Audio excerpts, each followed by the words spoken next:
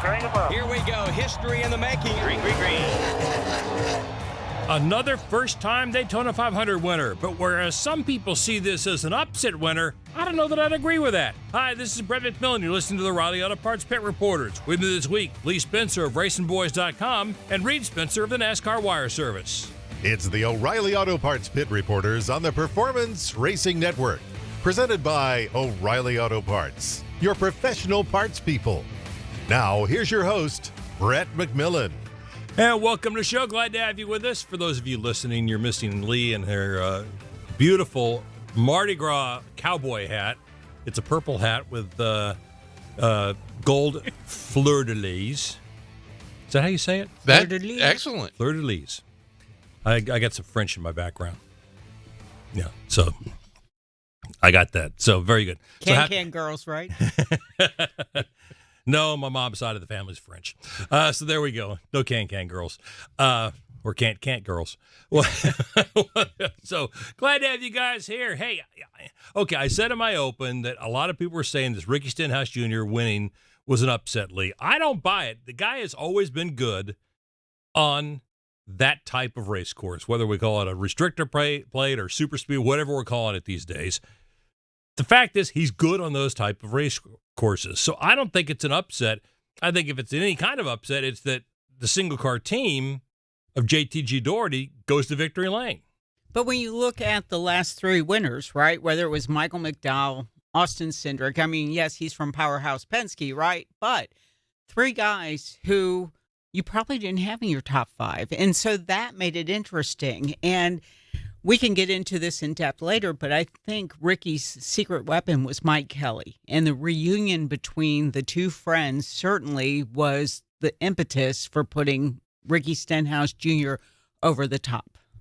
I mean, the big difference to me, Reid, is, he's gotten a lot of grief over the years of being overly aggressive at Daytona, at Talladega, and causing lots of problems. He was not an instigator anywhere along the line this time. No, but he won the race. He absolutely did. And folks, have short memories, but last year with 5 laps to go, he led the race as well, and somebody bulldozed him. So, he has a knack of being at the front there in what were used to be called restrictor plate races, now super speedway races. He has a knack for that. He's good at it. He knows when to make the moves. He did that on Sunday. And consequently, he won the race. I thought, if you're going to look at upsets, another one of the upsets is that he won in a Chevrolet, which had only won one of the previous 8 Daytona 500s. I mean, that was the thing. And, you look, I couldn't have been happy for Jody and Taddy Scheckter and Brad Doherty. I mean, these, they've been plugging along, had 2 cars for a few years, went back to 1 car because they didn't want to keep battling the, as an open car year in and year out and keep pouring that kind of money into it with the uncertainty that comes with being an open car, that they've been doing it the right way for a long time, had a couple of wins under their belts, but now this is the big kahuna. It really is, and this could be a game changer for them, and they said that. You saw we were at the breakfast, Reid and I were on Monday. They were still on cloud 9. They know what this means to their little mom-and-pop operation of, 40 strong? Yeah, if cloud 9 means hungover, yeah. Well, yeah, there's that, because from what I was told... I thought the Waffle House took care of that on Sunday night. No, they were still waffling at the breakfast. But they were in inspection until 12:30 in the morning, so the party got started late. Then it ended up over at Ricky's bus, and then I think Ricky took the party to Waffle House. But when you think what a win of this magnitude can do for a little team like theirs, it can take it up to the next level. And one interesting analogy that Mike Kelly brought to me, because he said that his father asked him the same thing, has the next gen car been the game changer? And certainly with all the winners we saw, all the different winners we saw last year, and all the new winners we saw last year, and now Ricky, breaking through like that, Mike Kelly explained it. It's kind of like panhandling for gold, right? If you're the first guy at the river, then you're going to get the biggest chunks of gold. But as time goes on and everybody finds your spot at the river, there's going to be less and less opportunity. So they're taking their opportunity now, and boy, did they make the most of it. Yeah, I mean, I've known Tad Geschichter, as long as he's been an owner in NASCAR. I mean, he came along in 1995 with the Kingsford charcoal car in the what was then the Busch Series. I was writing a Busch column for the Charlotte Observer at the time, and what always impressed me about Ted was that he's the consummate salesman. I mean, he pieces together deals here and there, but the Kingsford deal led to cross promotion with Kroger, and now Kroger's been with them for a decade, and finally they get Cottonelle and Kroger in Victory Lane. And, but throughout that period, without a significant win and without a win since 2014 at all, when A.J. Allmendinger won at Watkins Glen, he's been able to hold those sponsors and, basically keep them on the cars with no success. And then now all of a sudden he can reward them. And he said to me at the breakfast, one of the most gratifying things about the whole deal was having all those sponsors with him in Victory Lane, probably the largest Victory Lane in Daytona 500 history. Well, and the thing is, I mean, and we expect that this is going to get them into the playoffs. We after last year, I'm couching it. We think so. We think so. There's a pretty good chance it's going to get them into the playoffs. And we hear these guys talk about, and I had a chance to talk to Brad Doherty over the years about this when he used to co-host on Sirius. Just making the playoffs is a huge payday, from a sponsorship standpoint and from, a publicity standpoint.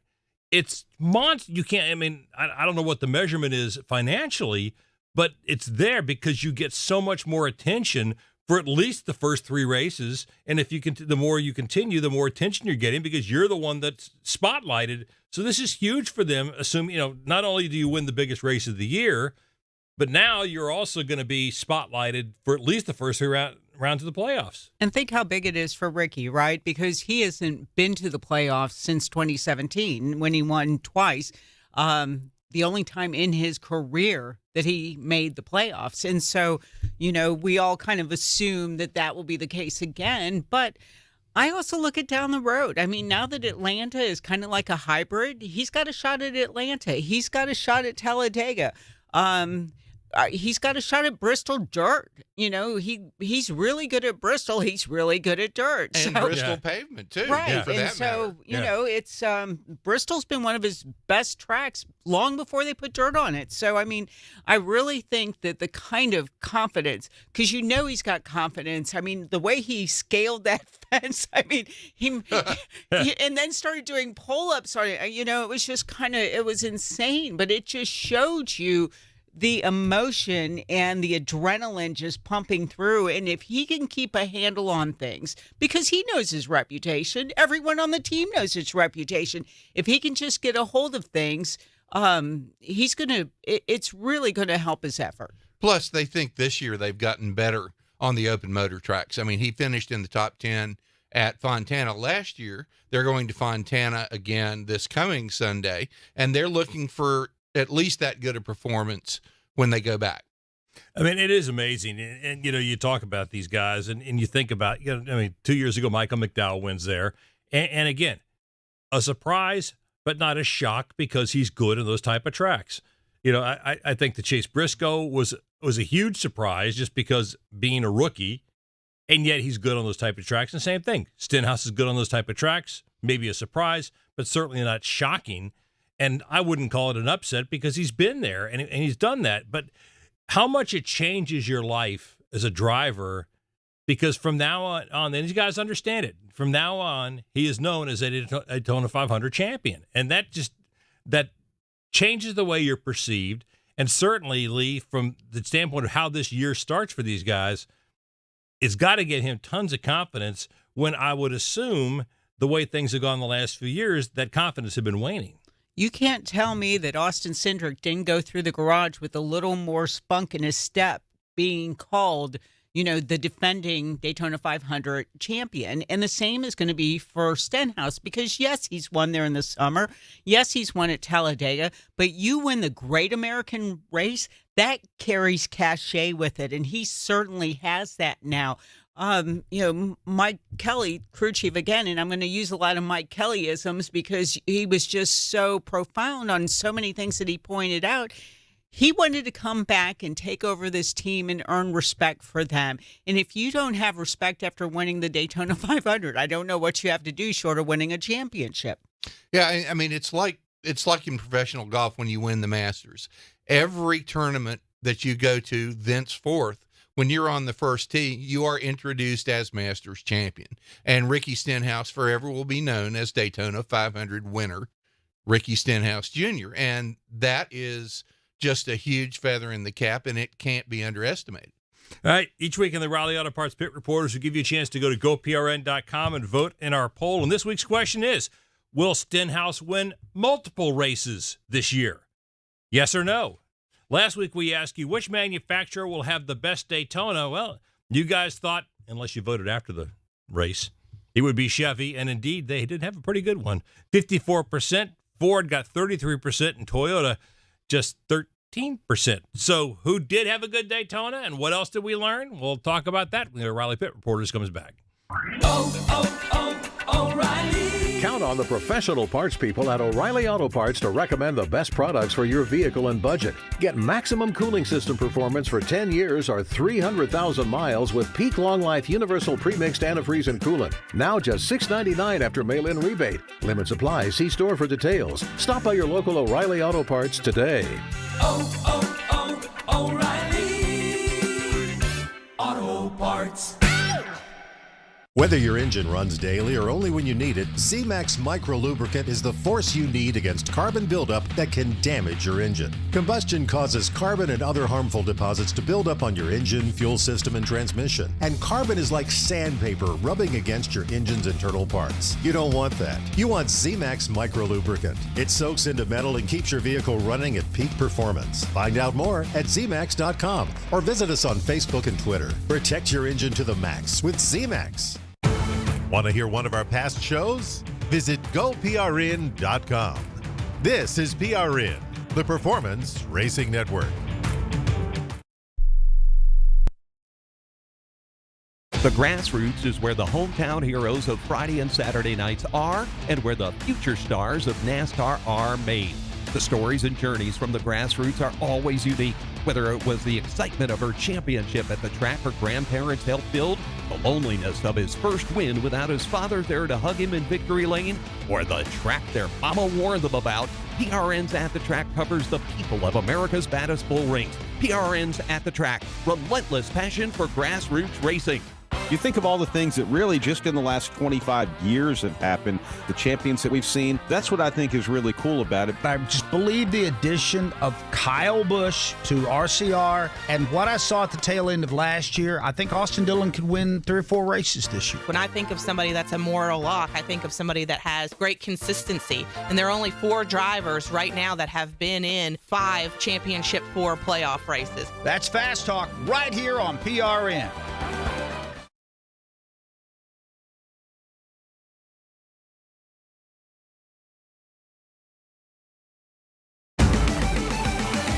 Check us out on YouTube at GoPRN Live. Now, more of the O'Reilly Auto Parts Pit Reporters with Brett McMillan. And welcome back, along with Reid Spencer from the NASCAR Wire Service, Lee Spencer from RacingBoys.com. Brett McMillan, glad to have you with us. All right, kind of asked the question going into the break, Reid, what else did we learn? I tell you one thing I learned. I think Roush Fenway Keselowski is making huge leaps forward from last year. Well, I reserve judgment on that. Okay. Because I want to see how they do on the open motor tracks. I mean, remember that they won both duels last year. They were both strong in the super speedway race. So I need more data before I make that conclusion. I think they're better. I think I agree with you, but I reserve judgment.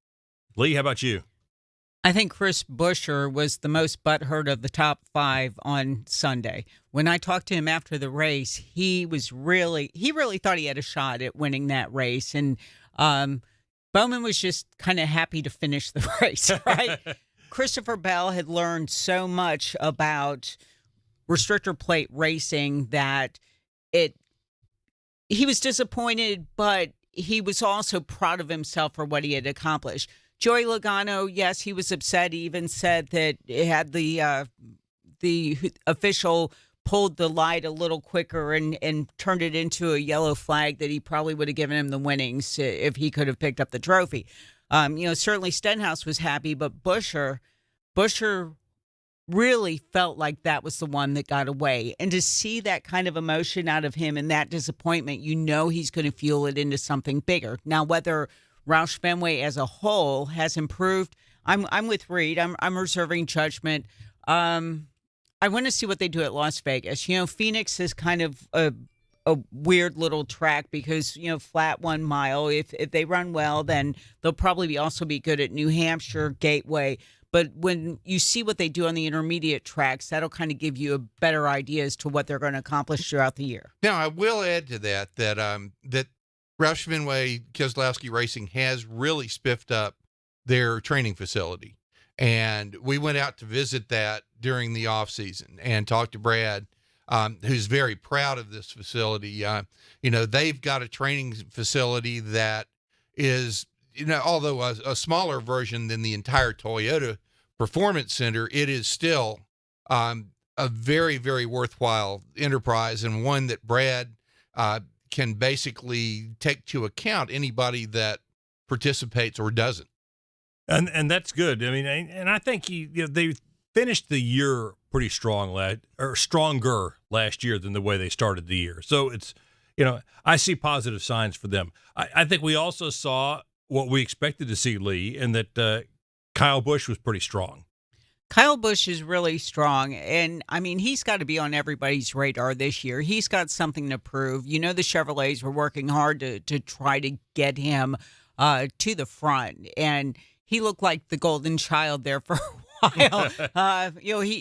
He won the Daytona 199 or whatever. 199 laps. He was the winner at that point. But as he said, if it had been the year Earnhardt won, then he would have been the winner because Earnhardt won under caution, and he would have won under caution.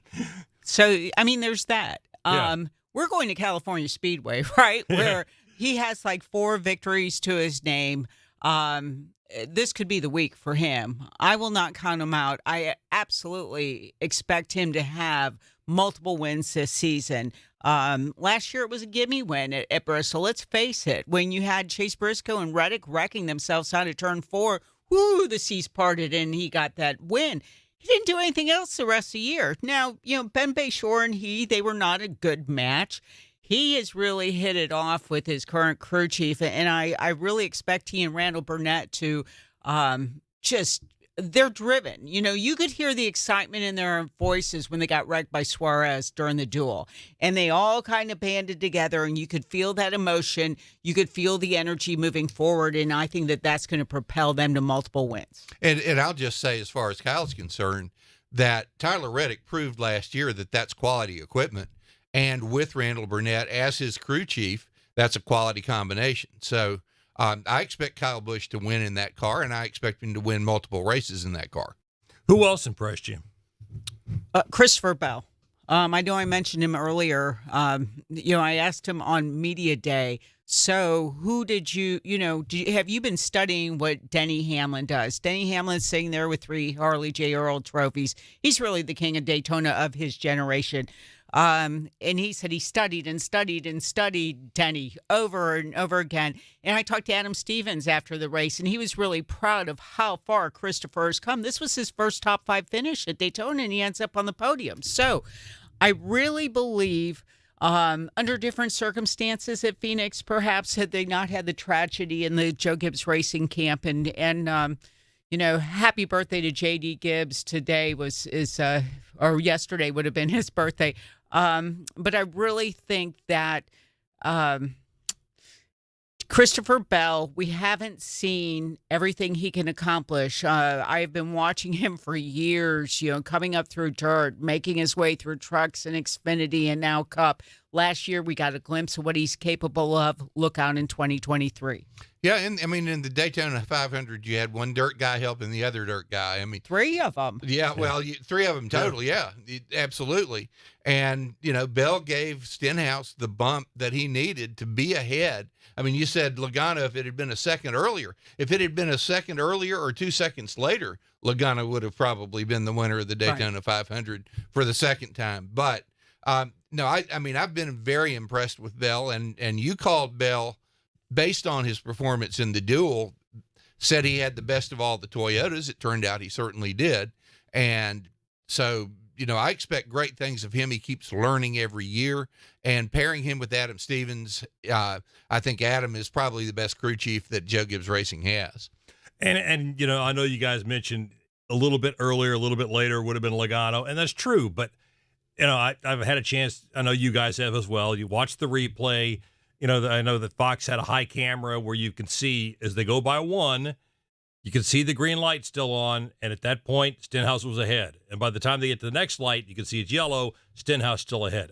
I see no controversy at all in the finish. Oh, no, absolutely not. Because, I mean, in a situation like that where it's turn one of the last lap, they want the race to finish under green if at all possible. And so not until they realized that it's going to be a multi-car wreck. I mean, probably not until Larson shot up and hit the wall did they decide to punch the yellow. I mean, that's just the way that operates.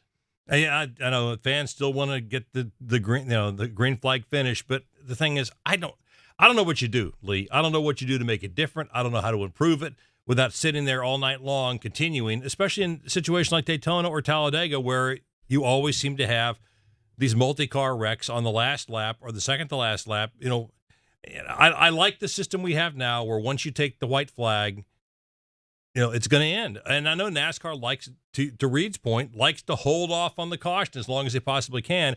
But at the same time, you got to get safety equipment out there. Honestly, I think Ricky had the best car throughout the race. Joey was complaining about handling. He had no partners up there. Bell had no partners up there. I mean, Bell and Larson worked together. Larson and Stenhouse worked together. But there, at the end, no Toyotas to help Bell, no Fords to help Logano. I mean, they were kind of out there on islands, and the Chevys were there at the end until that wreck going into the last lap. Well, I mean, the only way to change it is to separate the cars. The only way to do that is to go back to a configuration like they had in 1988. Or 1987, when Bill Elliott set the qualifying record at 210 miles an hour, and we sure don't want that. So, you're going to have this kind of racing as long as they have this kind of super speedway package, and as long as they restrict the horsepower to the level that it is now. Yep, I agree. So, another interesting thing that's come out of there, and it's been, I don't know what you're going to do about this. We're in a business, we're in radio, and commercials pay the bills. And yet, there's been this incredible uproar since the race on Sunday about how much time is spent on commercials, not just in radio, but in television. We're going to talk about that when we come back. Greece is cheap. But the airfare costs a fortune. Paris? Not much closer. And again, airfare... What about Puerto Vallarta? Let's face it, flying anywhere is just too expensive. Wait, what's this? Low-cost airlines. With one call to low-cost airlines, you'll drastically slash your travel costs. We're talking insanely low airline prices to any of your favorite destinations. Where would you like to go? London, Rome, Costa Rica, Australia? Wow, that's cheap. So why wait? Call now to learn how crazy cheap it is to fly anywhere in the U.S. or international. Our prices are so low, we can't publish them. The only way to get them is to call to instantly hear the most amazing best deals on airline travel. It's that easy. So call now and start packing. 800-218-4909. 800-218-4909. 800-218-4909. Again, that's 800-218-4909. We've got more of the O'Reilly Auto Parts Pit Reporters in a moment. This is PRN, the Performance Racing Network.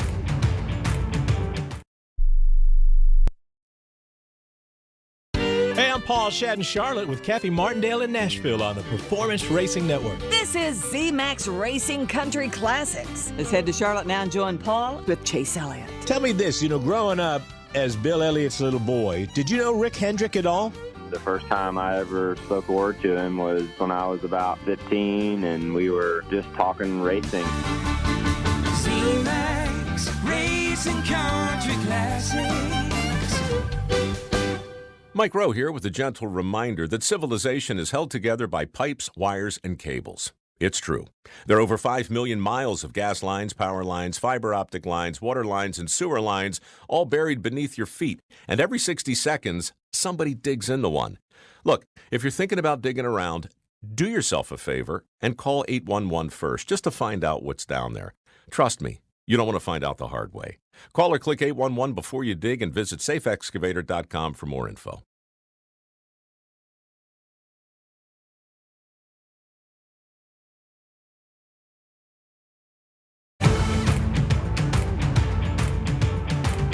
Follow @PRN Live on Twitter for show news and information.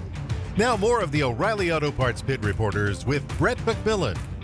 And welcome back, along with Lee Spencer from RacingBoys.com and Reid Spencer from the NASCAR Wire Service. Brett McMillan, glad to have you with us. We were talking about this, and we were talking during the break. I don't know what people expect. You want to watch every single NASCAR race. You don't want to, if you got cable, if you got satellite, whatever, they don't want to pay extra for it. And yet, they don't want to be interrupted by commercials. So I don't know what everybody wants something for nothing. We're in a commercial radio business. We sell ads. That's how you hear this show. O'Reilly Auto Parts is kind enough to support this show. That's how you hear this show. So I don't know what folks are expecting when they come out of a show. I watched the race. I know you guys were both there. I watched the Daytona 500. I did not feel like there was any more commercials than usual. I didn't feel like it was over-interrupted. I don't know what people are complaining about, except for the fact that they want to sit there and watch it without commercial interruption. There's a lot of side-by-side stuff. I think people are, it's the old have your cake and eat it too thing. It's really hard for us when we're sitting there at the track with a live feed to really get the feel or the same kind of experience that the people are at home. So we're just, it's really hard for us to judge. But having grown up in a broadcasting family, I know who pays the bills and I know who pays the salaries, and that comes from the sponsors. And it's the only way that the sausage gets made. Well, it's not the only way. I mean, you could have pay-per-view, as do a lot of the dirt events. I mean, they charge to watch the Chili Bowl on a nightly basis or on a weekly basis. You still get commercials, though, between the heats and between the events there.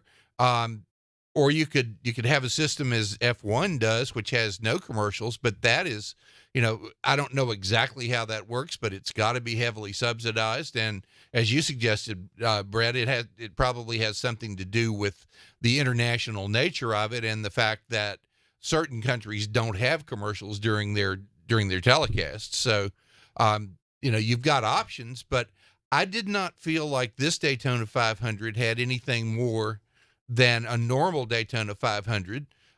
They do, if something dramatic happens while an ad is on, they will break back into the telecast. However, if you're watching a side-by-side, since it's a smaller ad, they cannot do that because, they have to show you the action on one side, but they have to keep the commercial on the other. So,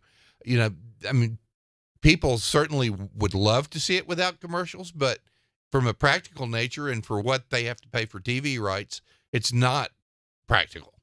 I mean, that's the whole thing. I think folks understand. I hope folks understand that this sport grew because TV fell in love with it. When ESPN was looking for programming back in the 1980s, they fell in love with NASCAR. And if you want to talk about, we all have talked about the singular event that boosted NASCAR into the national spotlight was the 1979 Daytona 500. First time it had ever been televised live, flag to flag, and that was the great Petty or Yarborough and the Allisons ended up in a fist fight The East Coast was snowed in, and people this is fantastic. Wow. And then ESPN fell in love with it. And because it gave them programming and sponsors got eyes on it. And that's how this sport grew. If this sport doesn't have television, it doesn't look like it does today. And for the people who sit there and go, oh, no other sport breaks into live programming to take commercial breaks. Well, that's not true. Golf does it. Well, I sure. mean, yeah, and soccer, it may not break it, but they're sticking commercials up in the corners the whole time. It doesn't happen. Soccer is not a sport that lends itself to, well, okay. Some people might argue that there's a lot of boring part of soccer, but that's neither here. That's neither here nor there. But the fact of the matter is, the reason you get to see NASCAR the way you get to see it or hear it today is because of commercials, because sponsors are supporting it, because sponsors want to get their message to you. And that's why it happens. And also, I mean, NASCAR does not have a lot of natural breaks the way a lot of other sports do, like baseball between innings, football between plays and between series, tennis between games and sets. I mean, you have a lot of natural breaks in a lot of other sports that we watch. And so you really don't notice the ads that much because you don't miss any of the action. Certainly the stages help, right? Because those are... And that's one of the motivations to have the stages. Well, I tell you what, if you go to some of these live events, I go to a lot of college football, and they are notorious for taking breaks where there really aren't natural breaks. You know, a guy starts hobbling off the field, and they'll take a break, and there's a guy stands on the sideline with a clock, a big old clock and big red numbers, and that 2.5 minutes comes up, and you go, holy smoke, not again. I mean, Yeah. it's to sit there in person and not watch, not be watching on television. It is just, it's painful. And it's not places for natural breaks. And it's as annoying as can be for the people sitting there in person. Well, and because it stops the action. And those are long breaks too. I mean, I remember the first time I went to a live NFL game, and it seemed like they were just sort of standing around in the huddle for 5 minutes waiting for the ads to be over. Yeah, and I don't know what the answer is. I mean, NASCAR has tried pay-per-view.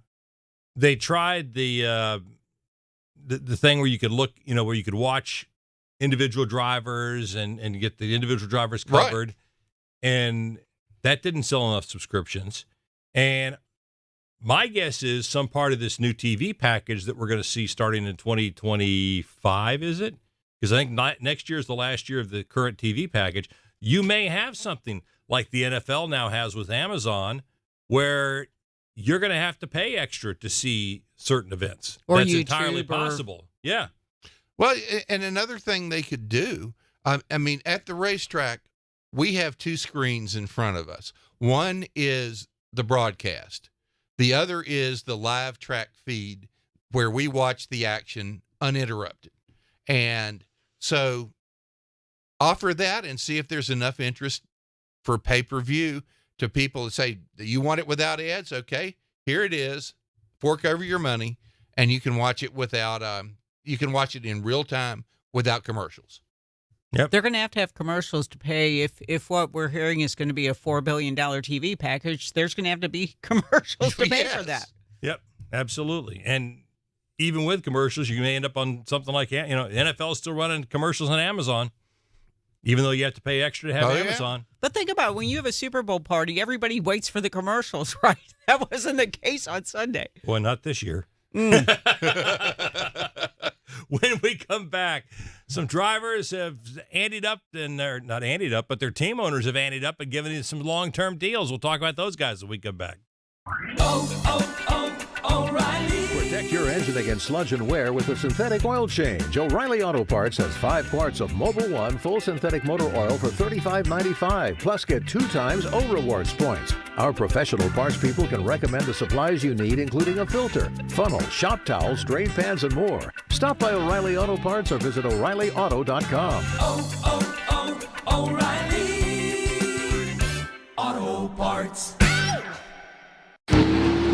NASCAR returns to Austin March 24th through the 26th with more entertainment and more fun, including a concert by Darius Rucker.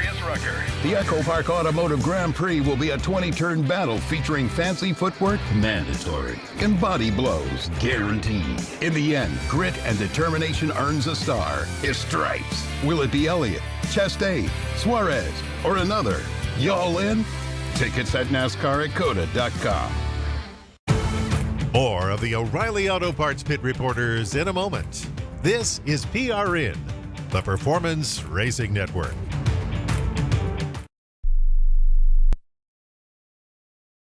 Time to pull down on the handle and start rolling them here at Las Vegas Motor Speedway. The green flag flies at the Atlanta Motor Speedway. We're about to contest the Coca-Cola 600. We're racing at Texas Motor Speedway. Now Keselowski goes way up the racetrack. Here comes Harrison Burton. He rockets to the lead. Trouble. Car goes around. It's Chris Buescher. Joey Logano battles to the outside. They come back to the start-finish line. Bubba Wallace looks inside. And now here's Byron. Takes a quick left to block him. They head back to one. Here goes Ross Chastain. He's going to the bottom of the racetrack. Bubba goes up. Blaney hits the outside wall off of turn 2. Can Christopher Bell do anything with him? He gets down to the bottom of the racetrack. Briscoe dives to the bottom of the racetrack. Side by side. They get loose. They spin. Now Tyler Reddick does the 360. So does Briscoe. Heading into turn number 7 as he wraps it around. The crowd is cheering for Daniel Suarez here on this final lap. Allmendinger gets into Alex Bowman. Ross Chastain back out to the front for the final time. This is PRN.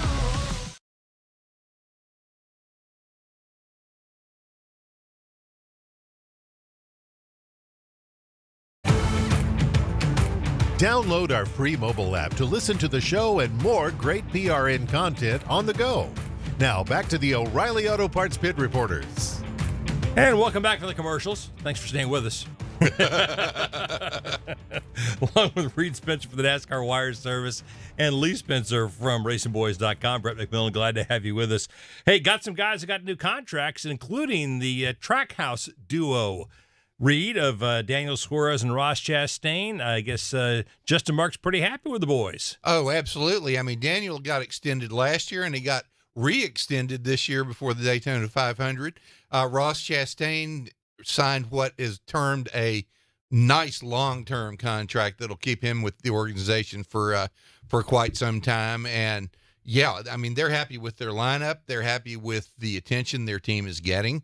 They're happy with just about everything that's going their way right now, so lock them up. And they should be happy with the 2 top 10s they got at Daytona, right? Because right. to come out of there somewhat unscathed, I mean, Suarez went to the spin cycle once, but they recovered and had, and they recovered with 2 top 10s, so that's another good week for Trackhouse.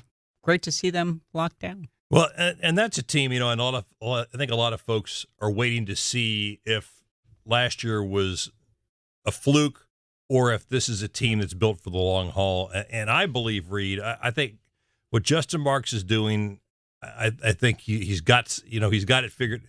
Well, yes, I don't think anybody actually has it figured out, but he's got something figured out, and he's got a system in place, and he's got a business plan, and I have no doubt that team is here to stay. Oh, I don't either. I think the biggest thing they have is that everybody in that organization believes in him and his methodology.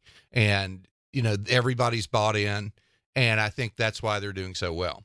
And I asked Justin at the Ross Chastain press conference, was it imperative to get 2 hungry guys that you could mold? Because, there are so many silver spoon drivers running around, right? These are 2 guys that had to work and sacrifice to get where they're at. And you can't tell me that they're really happy to be in the position and that they're going to work harder because he keeps them hungrier. To give them the contract now, it makes a lot of sense for a couple of reasons. First, the race teams will soon find out what their part of the new TV package is going to be once they all get the numbers crunched and what have you. But also to get 2 guys locked down, to know you're going to build on that, not to have all the rumors flying around, not to have the distractions. Now, Trackhouse can just go and race. They have absolutely nothing to worry about, and I think that puts them in a stronger position. Also getting an extension, Alex Bowman from Rick Hendrick. And that one kind of surprised me, the length of that extension. It's 3 years. And that means Bowman will be around in the Ally car through 2026. It is a reflection of how much Ally likes him as a person and as a driver, because if you notice, it's also on his midgets and it's also on his wing sprint cars. So there is a relationship there, and I think the sponsor had a lot to do with that extension. Anybody that questioned whether or not he would be back in the 48 after this year, Reid's absolutely right. All you had to do was look at his two dirt team programs and realize that relationship. I mean, Ally is really big into a lot of, I would say, social programs and such. They're big advocates on pets, and Alex has his dog, so they can cross promote with a lot of the things that Alex is doing, and it's a really good fit. I mean, so many times you scratch your head when you see a certain sponsor with a driver. This one is like a marriage made in heaven. Yeah, I think so. One interesting story came out last weekend, and I actually got to be perfectly honest with you. I was kind of waiting for it to happen. When Richard Petty let it be known that he was not particularly happy with Jimmy Johnson for kind of taking over what had been Petty GMS and then changing the name to Legacy Motor Club. Now, Richard had been more of a figurehead anyway at that organization. I mean, is there more there than meets the eye? I mean, I kind of expected at some point Richard would let it be known he wasn't happy. Well, for one thing, going back as far as the George Gillette days when it was Richard Petty Motorsports, but George Gillette had bought controlling interest, there's always been this sort of illusion that Richard was still the boss and the primary owner. Well, when the press release for Legacy Motor Club came out and referred to co-owners Maury Gallagher and Jimmy Johnson and Ambassador Richard Petty, I think that hit a lot of people sort of the wrong way, is he just a figurehead? What? But I think in that same interview, though, Richard admitted that the things that he had been doing and the way he'd been running the organization for the past few years really hadn't been working. And now Jimmy's coming in, streamlining the organization, driving some races himself. So, I can see both sides of it. I'm not surprised that the King was a little miffed, basically from the point when he was described as just an ambassador. But I think the Legacy Motor Club will go into the Tricon garage and have a meeting with watercress sandwiches and scotch and straighten the whole thing out. Lee?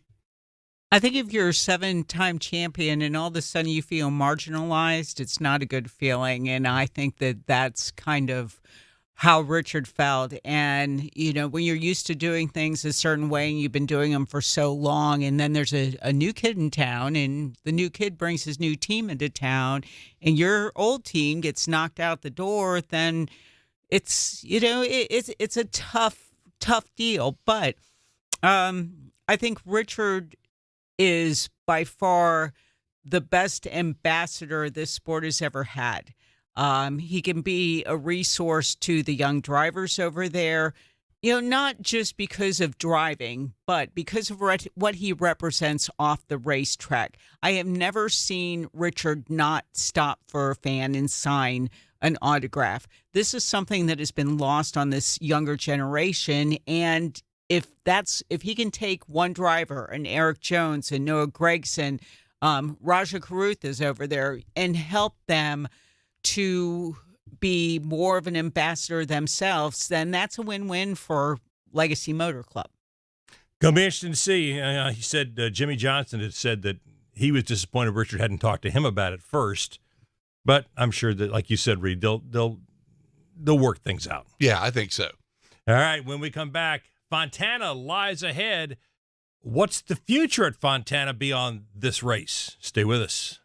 Are you paying too much for term life insurance? There's a tremendous price war among the major term life companies. Rates have dropped dramatically in the past few years. For example, a man age 45 non-tobacco user, $1 million of coverage is only $75 per month, level for the next 10 years. Or a man age 50 non-tobacco user can buy $500,000 of coverage for a monthly premium of only $110, guaranteed not to change for the next 20 years. That's right, level rates for 20 years. And if you're a smoker, we have great rates for you as well. At the Term Lifeline, we specialize in policies of $500,000 and above. So if you're looking for new or replacement term life insurance, call right now for a free quote. Rates and availability may vary by state. Sample rate quotes are based on preferred non-tobacco underwriting exam required to qualify. 800-807-1981. 800-807-1981. 800-807-1981. That's 800-807-1981. Brett McMillan returns with his guests in just a moment. This is PRN, the Performance Racing Network.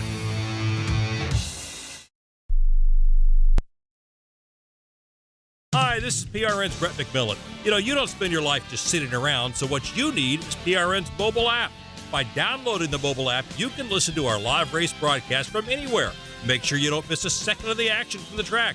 If you download it today, you get station listening and on-demand access to your favorite studio shows like Fast Talk, Pit Reporters, or Garage Pass. Get all the latest racing information at your fingertips with the PRN mobile app. Download today.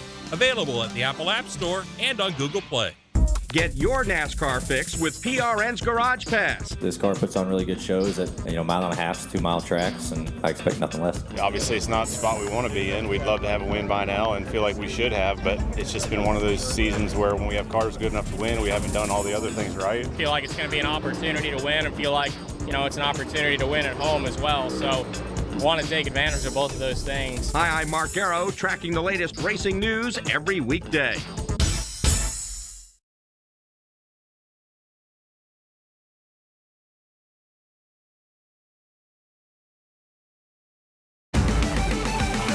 Get your short track racing fix with PRN's At the Track.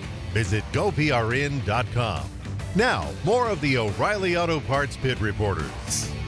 And welcome back, along with Lee Spencer from RacingBoys.com, Reid Spencer from the NASCAR Wire Service. Brett McMillan, glad to have you with us. We're headed to Fontana this week for we keep hearing the last race on the 2-mile Fontana layout. It's interesting, though, the track president shows up at the Coliseum, Lee, and says, yep, we're going to be shut down for a couple of years while we redo the track, and everybody says it's going to come back as a half mile. Well, then Steve Phelps comes out and says, well, we don't know about that yet. So is it going to be turned into a half mile track? Is it going to be shut down for 2 years? What's going on? I think it's a balance of how bad you need a track in the LA market and how much is the property worth. Because if it helps your bottom line to sell all that, you're out in Warehouse Road. That's like Amazon land. There's it's the crossroads of 10 and 15. That is like prime Amazon property. And Ontario Mills Mall right there too. So, but it's so valuable. Is it worth having a track? It's all going to come down to how much do you want to track in the LA market, and how much are you willing to sacrifice to get that property sold and on your bottom line? Well, that had been part of the original plan that they talked about. Sell off half the property and then convert the rest of the property to the half-mile track. But how much is enough, right? Is that property so valuable that you can't justify having a racetrack on it? I think that's the bottom line. I think so. My gut feeling is that everything is still completely up in the air there.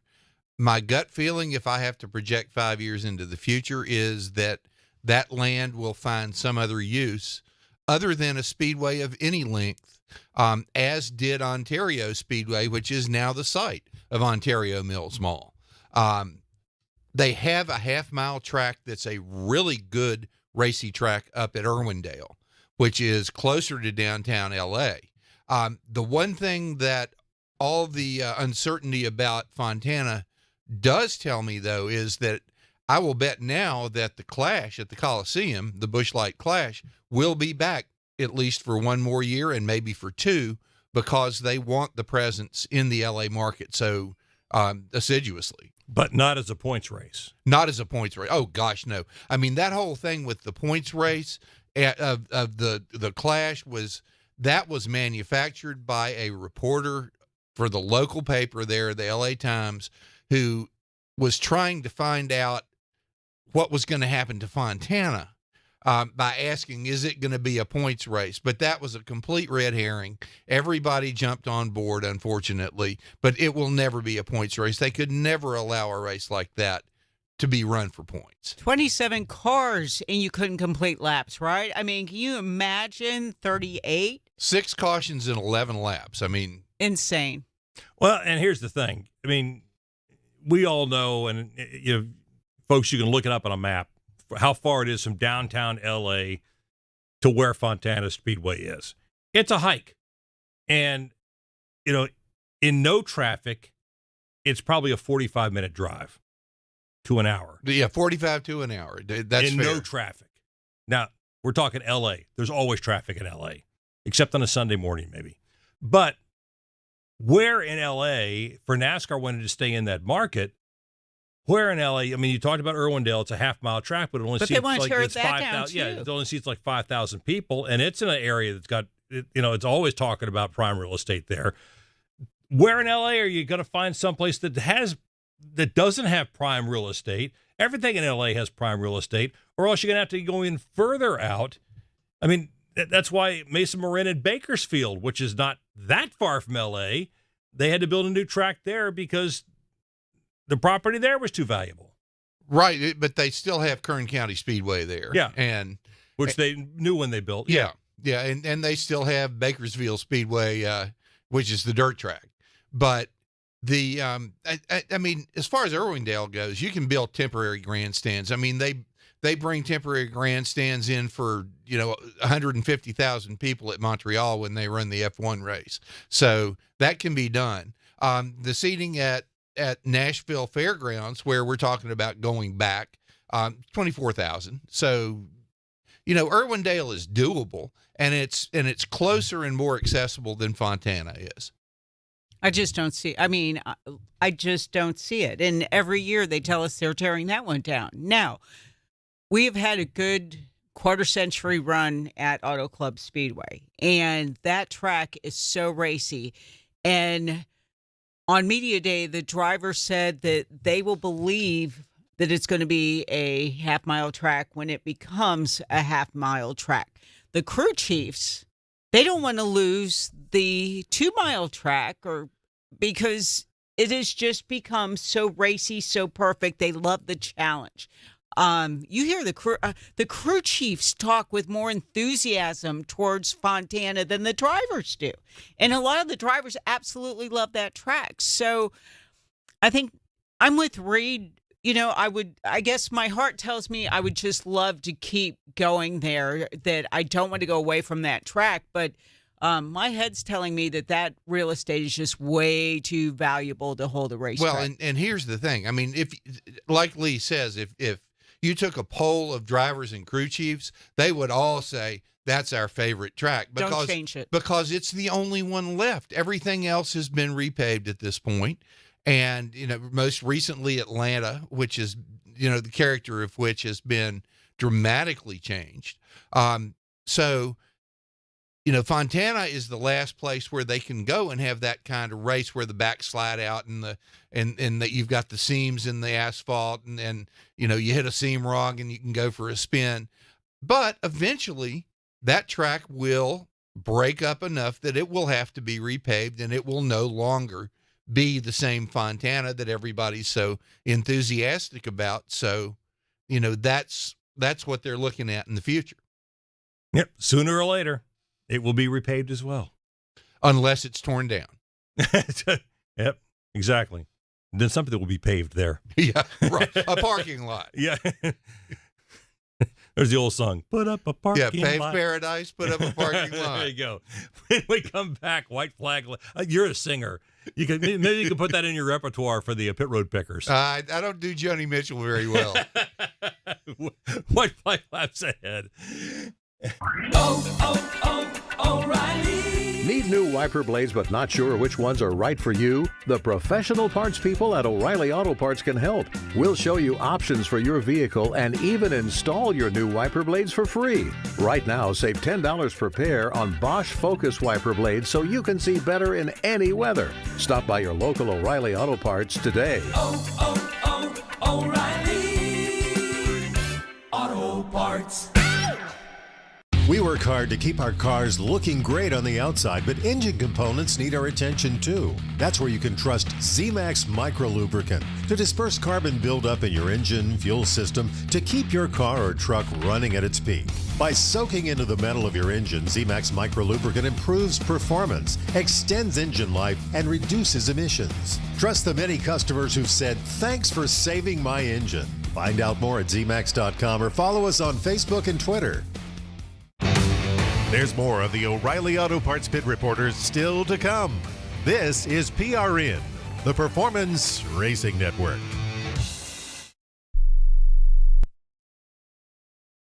Start your engine!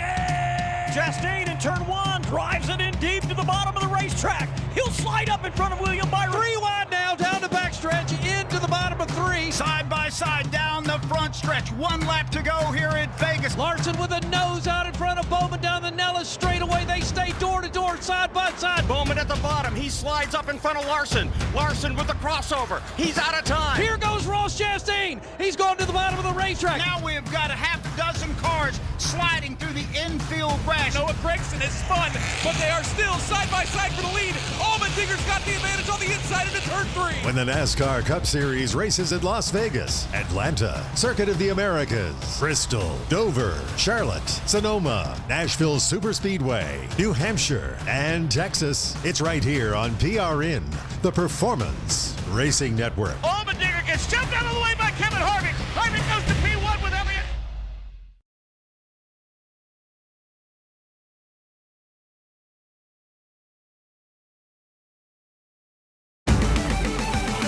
Check out all of our show pages on GoPRN.com to find archive shows and more. Now, back to the O'Reilly Auto Parts Pit Reporters with Brett McMillan.